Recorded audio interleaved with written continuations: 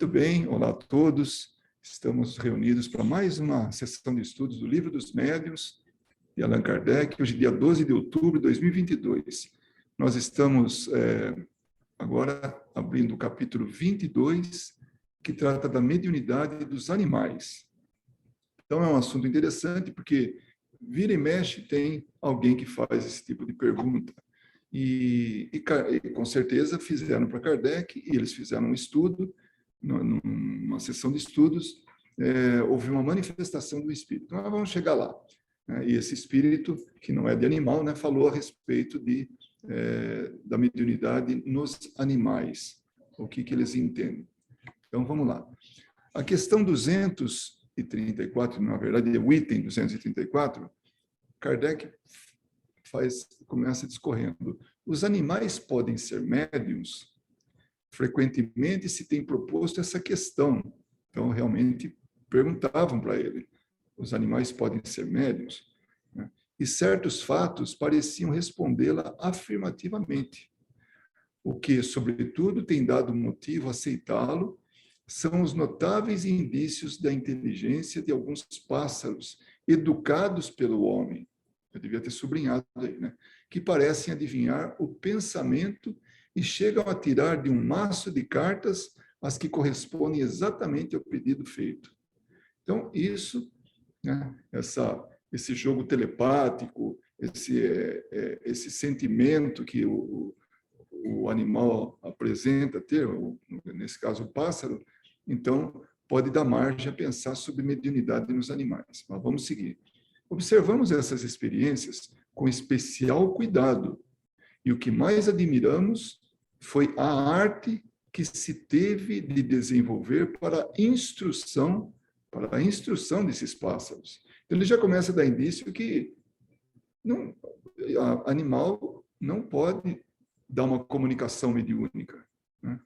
Então, ele já começa aí. Mas vamos seguir adiante para que a gente tenha certeza. Por enquanto, ele só deu uma pincelada aí, Não se pode negar que eles possuem uma certa dose de inteligência relativa, mas devemos convir que, na circunstância aludida, sua perspicácia ultrapassaria de muito a do homem, porque ninguém se pode vangloriar de fazer o que eles fazem. Então, naturalmente que é aceito que eles tenham uma certa dose de inteligência. Tem que ter, ainda que esteja por lado do instinto, mas ele tem uns reflexos, E seria mesmo necessário, para certos casos, supor que eles possuem um dom de segunda vista, superior ao dos sonâmbulos mais clarividentes. Então, ele pegar lá determinada carta que o treinador, vamos chamar assim, a pessoa que está trabalhando com ele lá, ele pega exatamente a carta que o treinador quer, então dá margem a pensar que está tendo uma manifestação de sonambulismo. E aí, se caso acontecesse isso, eles seriam superiores ao do homem, Sabemos, com efeito, que a lucidez é essencialmente variável e ela está sujeita a frequentes intermitências, enquanto entre esses pássaros seria permanente e funcionaria, no caso, com uma regularidade e uma precisão que não se encontram em nenhum sonâmbulo. Então, é como se ele tivesse o tempo todo, entre aspas, mediunizado, esse pássaro, porque durante todo o dia a pessoa faz lá a exibição do pássaro tirando a carta, Então, numa palavra, ela jamais faltaria, Então, essa precisão aí. Aí tem uma nota de Herculano Pires, uma nota do tradutor aqui na edição nossa aqui. Esta observação de Kardec sobre a variabilidade da percepção sonambúlica da clarividência está hoje cientificamente comprovada. Então, o sonambulismo, a clarividência, está comprovada. É mesmo um dos obstáculos à aplicação aplicação prática de percepção extrasensorial em parapsicologia. Então, a parapsicologia já tem essa definição, Não admitindo que se trata de emancipação da alma, com todas as implicações psicológicas decorrentes desse desprendimento. Os parapsicólogos materialistas são levados às hipóteses mais curiosas a respeito. Então, quando não se pode explicar da maneira que Kardec entendeu e aprendeu dos espíritos, então tem as definições, né, mais esdrúxulas aí, né? Segundo o Herculano Pires, tratando dos parapsicólogos materialistas. A maioria das experiências que presenciamos assemelham-se às práticas dos prestidigitadores. Prestidigitadores são mágicos, são aqueles que usam as mãos para poder, são mais rápidas que a vista, né? Então fazem o truque, né? Ilusionista, mágico. Então, Kardec ia nessas sessões para poder avaliar se aquilo tinha alguma coisa de mediunidade ou não, né? Não podia deixar dúvidas quanto aos meios empregados, particularmente o das cartas preparadas. A arte da prestidigitação consiste em dissimular os truques empregados, sem o que o efeito não seria atingido. Ou seja, ali é encoberto, é dissimulado o truque, mas é um truque. Mas, embora assim reduzido o caso, não é a menos interessante, pois resta sempre a admirar o talento do instrutor e também a inteligência do aluno, porque a dificuldade a vencer é bem maior do que se o pássaro só tivesse de agir através de suas próprias faculdades. Então, o que ele quer dizer é que, poxa, o cara é muito bom que faz isso. Afinal, ele está ensinando um pássaro a agir como ele deveria, para que o truque fosse, para que funcionasse, né? Então, ele admira isso e exalta isso, né? Conseguir que ele faça as coisas que excedem os limites do possível para a inteligência humana é provar, por esse fato, o emprego de um processo secreto. Então, tem lá o meio dele, né? E ele faz aquilo. Aliás, é inegável que os pássaros só atingem esse grau de habilidade após algum tempo de cuidados especiais e perseverantes, o que não seria necessário se a sua inteligência bastasse para levá-los aos resultados. Então, o que Kardec está dizendo aí é que, olha, é possível treinar o bichinho, mas não é possível que haja a mediunidade. Mas tem que tirar o chapéu aí, tem que realmente fazer valer o talento do treinador que fez aquilo. Mas não levem isso como mediunidade. É isso que ele está falando. Não é mais extraordinário ensinar-lhes a tirar cartas do que habituá-los a cantar ou repetir palavras, né? Então, tanto um quanto o outro têm as suas dificuldades. Aconteceu mesmo quando a prestidigitação quis imitar a segunda vista. Levava-se o sujeito ao extremo, para que a ilusão fosse mais durável. Desde a primeira sessão que assistimos, nada mais vimos do que umas imitações muito imperfeitas do sonambulismo, revelando ignorância das condições mais características dessa faculdade. Então, ele que estava acostumado com sonambulismo, ele que estava acostumado com magnetismo, tudo isso, né, com manifestações mediúnicas, ele via que era uma imitação barata, uma imitação imperfeita do verdadeiro sonambulismo, quando ele foi nessas sessões, né? Então, eram truques, eram realmente, não era real, né? E aí, de novo, o tradutor fala, né? O conhecimento dessas características torna ridícula para os experimentadores traquejados.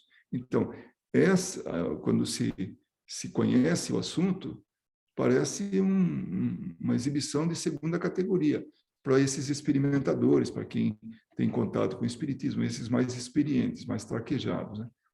As imitações com que os adversários do espiritismo, né, pretendem provar que os fenômenos não passam de fraudes. Então, para aqueles que viram esse tipo de manifestação, ou esse tipo de truque, né, querem aproveitar e usar contra o espiritismo. É interessante que Herculano Pires sempre ele leva isso em consideração. Os adversários do espiritismo. Talvez porque ele tivesse vivido numa época onde o espiritismo era perseguido, as pessoas não eram levadas a sério. Hoje está muito mais tranquilo isso. Hoje a gente nota que as pessoas podem praticar o espiritismo e não ser preso, por exemplo, né? Como houve época no Brasil que não era permitido. Esses possuem elementos que só nas pesquisas regulares vão se revelando e que não podem ser imitados. Então, esses que conhecem o espiritismo sabem que somente através das pesquisas, tudo isso é uma coisa real e que não dá para imitar isso aí, né? O item 235. De qualquer maneira, as experiências acima deixam intacta a questão inicial, deixam intactas, né? A questão principal, pois assim como a imitação do sonambulismo não nega a existência da faculdade. Então, o fato de se imitar o sonambulismo não quer dizer que o sonambulismo é irreal, que não acontece. Essa faculdade existe, né? A imitação da mediunidade nos pássaros nada prova contra a sua possível existência nesses ou em outros animais. Então, não existe essa prova, né? Trata-se, pois, de saber se os animais são aptos, como os homens, de servir de intermediários aos espíritos para as suas comunicações inteligentes. Então, essa é a questão, que é isso que ele está estudando, que é isso que ele está tratando, né? Então, de saber se os animais são realmente aptos, já que até esse momento ele não está provando nada, comprovando nada, né? Parece mesmo muito lógico supor que um ser vivo, dotado de certo grau de inteligência, seja mais apropriado a esses efeitos do que um corpo inerte, sem vitalidade, como uma mesa, por exemplo.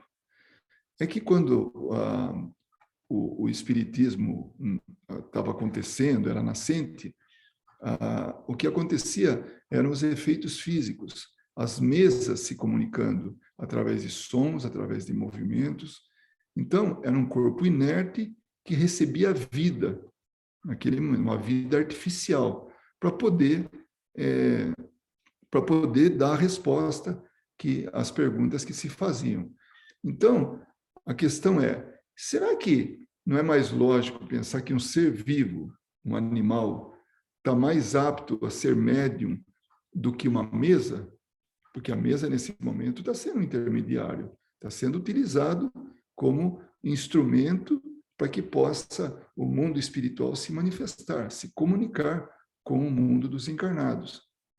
Então, não é mais lógico pensar que algo vivo poderia ser mais médium do que algo sem vida, um corpo inerte?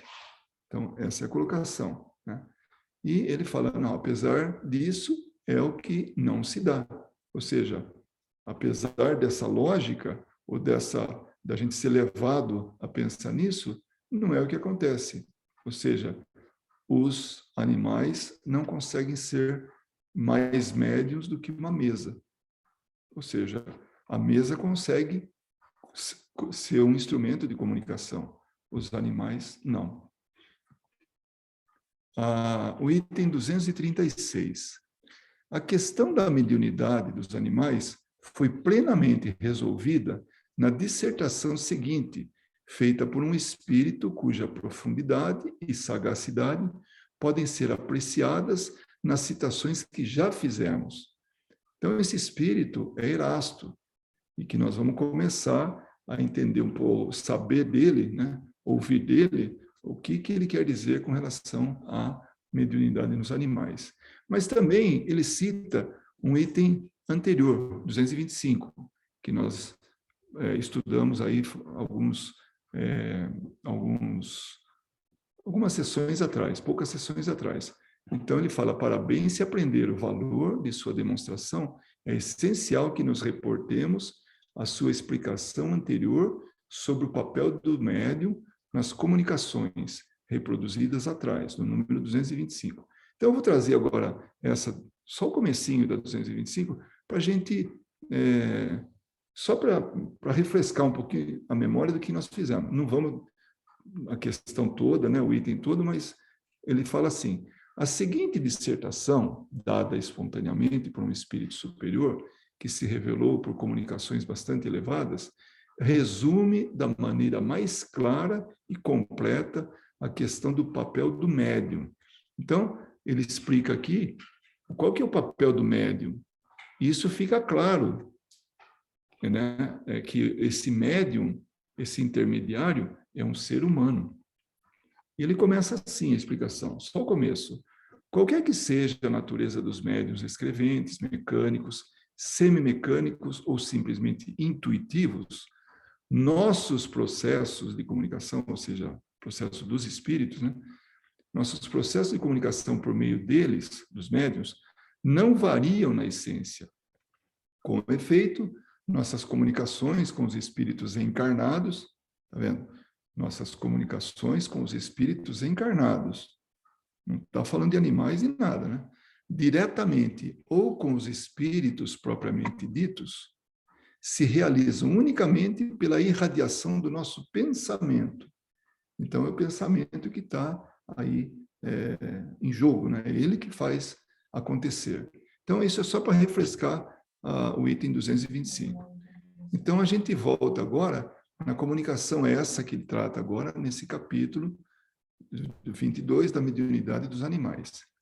Essa comunicação foi dada em seguida a uma discussão a respeito.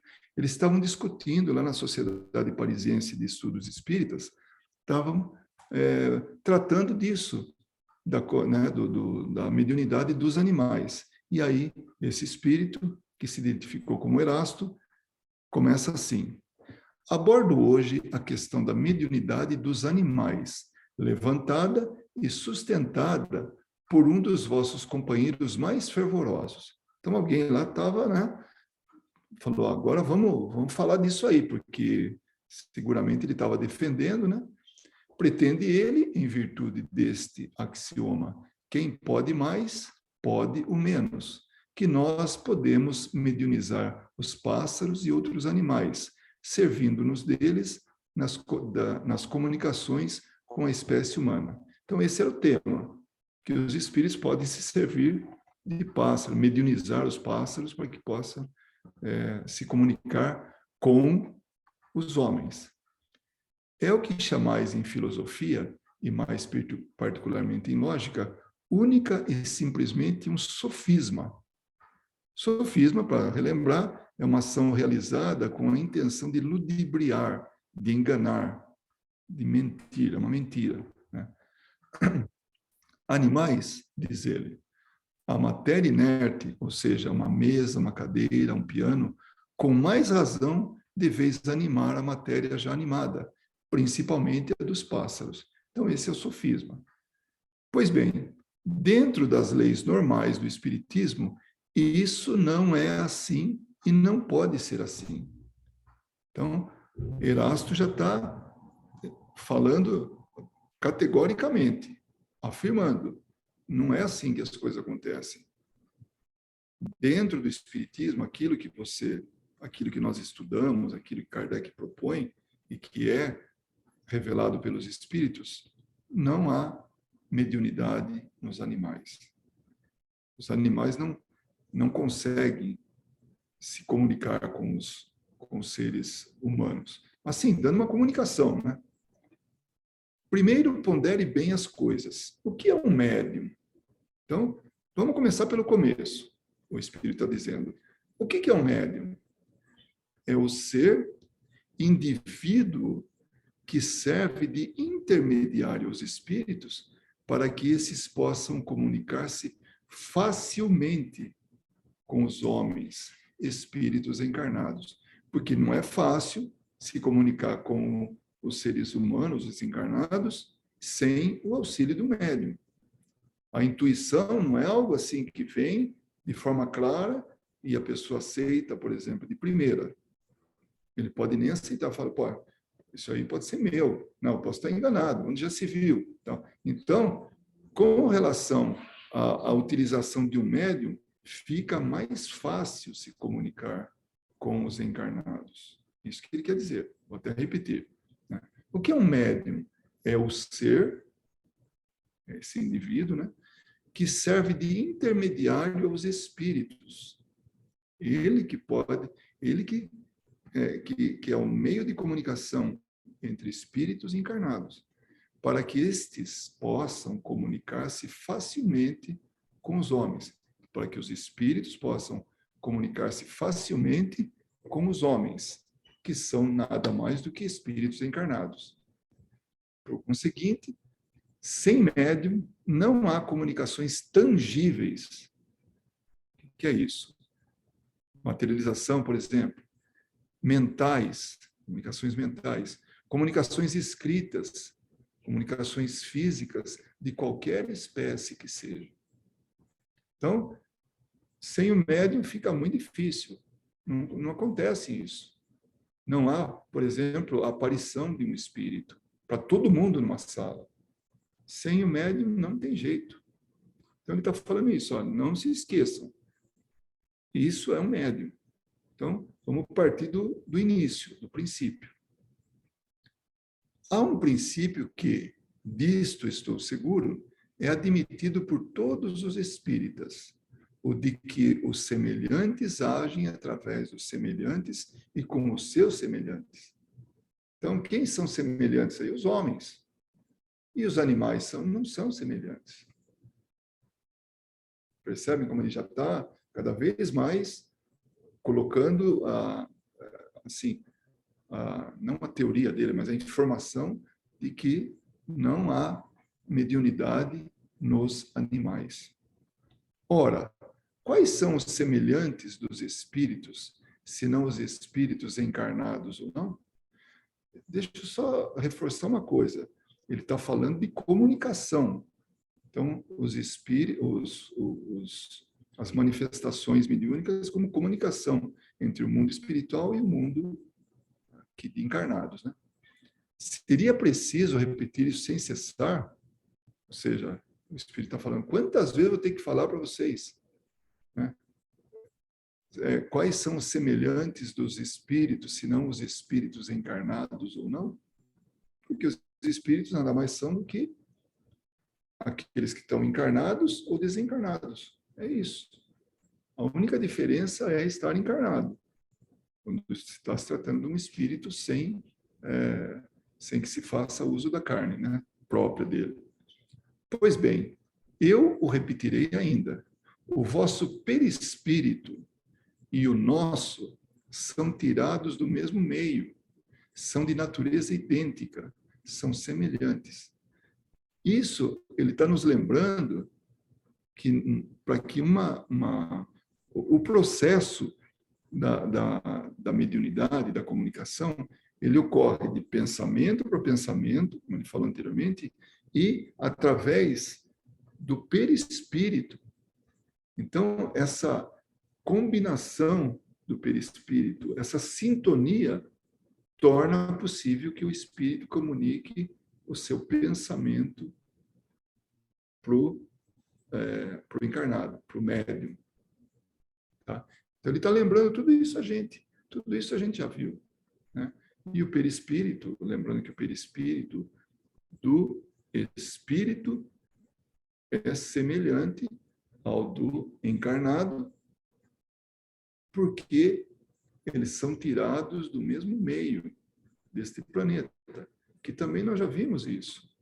Se a gente for de um planeta para outro, imediatamente esse planeta oferece o material, a matéria que está lá, e o perispírito se adapta àquela condição. Então, por quê? Porque o perispírito é material. Então, ele está lembrando tudo isso a gente. Possuem ambos uma capacidade de assimilação mais ou menos desenvolvidas, de imantações mais ou menos vigorosas, que permite a nós, espíritos e encarnados, pôr-nos muito pronta e facilmente em relação. Então, sendo semelhantes, eles têm essa capacidade de assimilação. Eles podem interagir temporariamente, naquele momento. E aí, coloca os dois, encarnado e desencarnado, vamos falar o contrário, vai desencarnado e encarnado, em relação. Enfim, o que pertence especificamente aos médiuns, a essência mesma de sua individualidade, é uma afinidade especial e, ao mesmo tempo, uma força de expansão particular. Está lembrando a gente que, no processo do transe mediúnico, o perispírito se expande e entra em sintonia com o perispírito do espírito. Então, vamos lá de novo.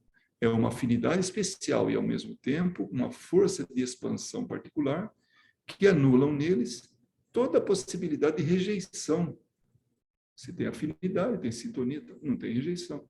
Estabelecendo entre eles e nós uma espécie de corrente ou de fusão que facilita as nossas comunicações. Olha como ele está falando tudo isso para que veja a complexidade que é entre dois espíritos, um encarnado e um desencarnado, entrar em sintonia, porque são semelhantes. Agora, imagine, vamos dizer lá, o pássaro, como ele usou aí, um cão, ou um cavalo, o que seja, entrar em sintonia para que possa transmitir essa comunicação. Então, não é possível, porque não são semelhantes. De resto, essa possibilidade de rejeição própria da matéria que se opõe ao desenvolvimento da mediunidade na maioria dos que não são médiuns. Então, os que não são médiuns ostensivos, que não têm essa capacidade tão assim evidente, né? Então eles existe essa região, não há essa comunicação, não há essa afinidade, não há essa sintonia. O médium tem essa particularidade de poder sintonizar com o espírito, né? Aí o tradutor, né, Herculano Pires, faz um comentário. Trata-se do fluido vital específico dos organismos humanos, correspondentes a uma constituição física superior no plano evolutivo. Então, isso é uma característica que o ser humano adquiriu, né? Então, como ele falou, constituição física superior no plano evolutivo. É evidente que os animais não dispõem desse grau do fluido vital humano, de maneira que a resistência da matéria é neles maior, não permitindo a fusão fluídica necessária às comunicações. Então, é incompatibilidade de fluidos, é incompatibilidade da formação, né, da característica do perispírito, ou dos dois perispíritos, né? O animal tem perispírito? Tem. Porque senão não consegue formar o corpo animal. Então, está limitado àquilo.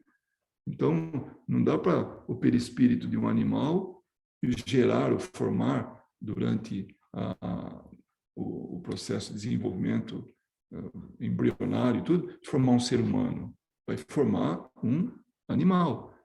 Então, isso tem. Mas com relação a essa característica fluídica do animal e do ser humano, os dois não batem, né? Agora, o espírito continua. Os homens estão sempre propensos a exagerar tudo, né? Então, ele ele está falando dos encarnados, né? E daqueles que estão numa situação inferior em termos de evolução, porque ele está falando como um professor, alguém que está dando uma orientação, alguém que está dando uma instrução. Então, ela falou, olha, vocês têm uma propensão a exagerar em tudo. É isso que ele está dizendo, né? Uns, e não me refiro aqui aos materialistas, recusam uma alma aos animais, enquanto outros querem dar-lhes uma, por assim dizer, semelhante à nossa. Então, se tem gente que acha que o animal não tem alma, não tem algo que movimente ele, né? E a gente sabe que isso tem, porque ele está num processo evolutivo, é uma condição, assim, momentânea dele, né? Então, que ele vai evoluindo, evoluindo, evoluindo, até adquirir o livre-arbítrio e tudo isso que a gente já viu, né? Então, alguns acreditam que não tem alma, não tem nada, é um ser que não sei como é que ele se movimentaria, mas alguns materialistas acham que não tem alma. Outros já acham que tem uma alma e é igual do homem, semelhante à nossa. Por isso vem essa confusão, essa tendência a pensar que o animal pode ser médium. Porque pretender assim confundir o perfectível com o imperfectível, por quê? Achar que não convencei-vos disso. Ele fala no fogo, né? O fogo que anima os animais, quer dizer, essa energia que anima os animais, o sopro que o faz agir, movimentar-se, falar na sua linguagem própria, na linguagem animal, não tem, quanto ao presente, nenhuma aptidão para se mesclar, se unir ou se confundir com o sopro divino, a alma etérea, o espírito, numa palavra, que anima o ser essencialmente perfectível. O homem, esse rei da criação. Olha que bonito que ele fala. Olha como é que ele está tratando a gente. Nós somos o ápice da criação. Todos os seres vivos caminham para ser o ápice da criação. E isso, inclusive, me dá margem a eu comentar aqui de que nós chegamos lá.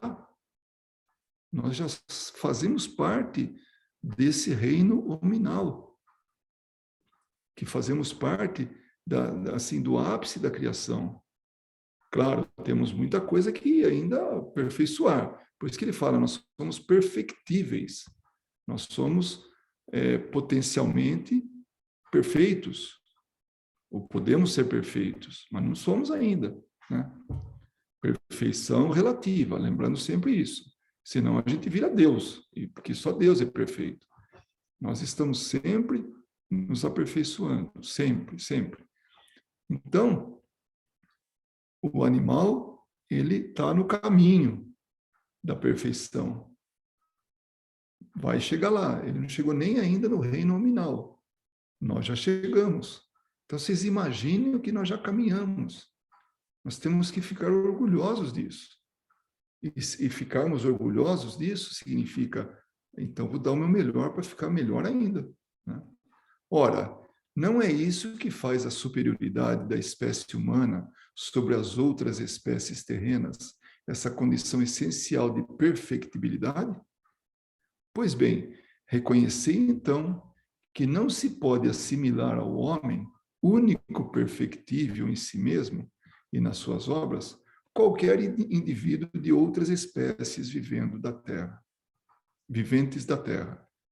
Então, ele quer dizer, olha, nós, na situação que nós nos encontramos, somos perfectíveis. Buscamos a perfeição e já atingimos um determinado patamar.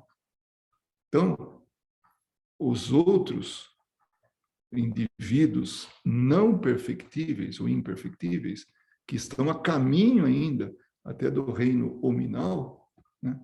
Não pode haver essa assimilação.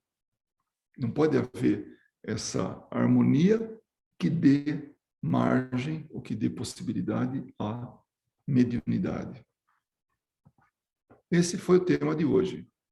Nós vamos continuar da mediunidade dos animais, um pouco mais para frente, e ele vai reforçar isso para que a gente possa ter para que a gente tenha essa certeza, né, disso que foi estudado, né? Então, Kardec, quando recebeu esse comentário, e aí, os animais podem ser médiuns? Aí, pronto, né? Já tinha dado, já estava ali um motivo para estudo, e Kardec discutindo isso, e depois vem Erasto e fala, né, do ponto de vista dele, né, dos espíritos, o que é a mediunidade dos animais. Vou abrir um parênteses aí, tá? Não quer dizer que os animais não veem espíritos, tá? O que ele está tratando aí é de comunicação, é de mediunidade, esse intercâmbio com o mundo espiritual. Agora, ver espírito, né? Todo mundo já deve ter visto a experiência de cachorro latir por nada, né? E o correr do nada, né? Enfim, alguma coisa ele viu que nós não vimos. E agora, se tiver alguém dos presentes e dos virtuais que quiserem fazer algum comentário, por favor, agora é o momento.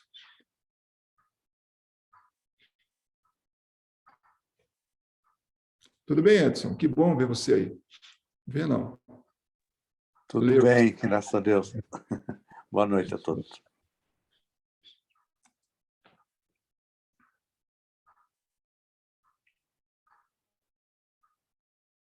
Esse é o momento que a gente ouve o relógio bater.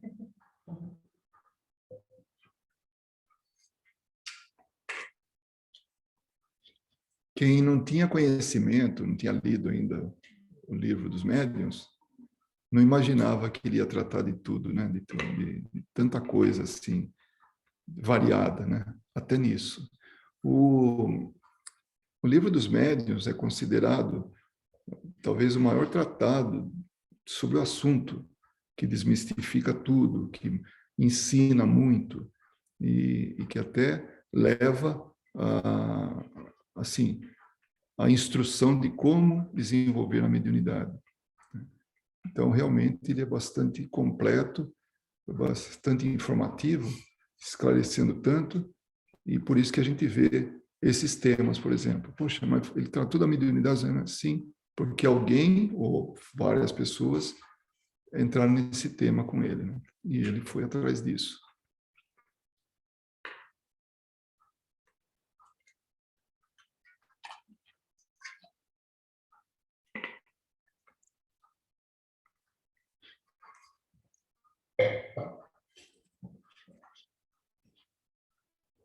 Bom, se não tiver nada que comentar, a gente pode encerrar aqui, né? Mas se alguém tiver qualquer coisa que queira dizer a respeito, né? Um comentário, ou ficou alguma dúvida.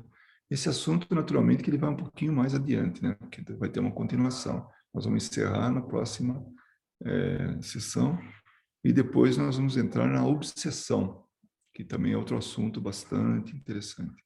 Mas por agora esse é o nosso tema, né?